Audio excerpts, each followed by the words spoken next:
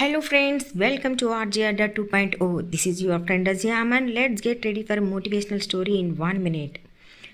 Today our story, let's be like a coffee. ఈరోజు మన స్టోరీలో ఒక టీనేజ్ అమ్మాయి తన షెఫ్ తండ్రి దగ్గరికి వెళ్ళి ఇలా అంటుంది, నాన్న నేను ఈ జీవితాన్ని ఇక మోయలేను, కష్టాల మీద కష్టాలు భరించి భరించి అలిసిపోయాను, నా సహనం క్షీణించిపోయింది. ఆ షెఫ్ తండ్రి తన షెఫ్ పరిజ్ఞానంతో ఇలా అంటాడు, ఒక స్టవ్ మీద 3 పాత్రలు పెట్టి ఆ మూడిట్లో నీటిని పోస్తాడు. ఆ నీరు కాసేపు మరిగాక ఒక దానిలో పొటాటోస్, మరదానిలో ఎగ్స్, ఇంకో దానిలో కాఫీ బీన్స్ పోస్తాడు. కాసేపటి తర్వాత పొటాటోస్ మరిగి మరిగి అవి మెత్తగా మారి దేనికి పనికి రాకుండా పోయాయి. ఎగ్స్ బాగా ఉడికి ఉడికి ఉడికి గట్టిగా మారి అవి టేస్ట్లెస్ అయిపోయాయి.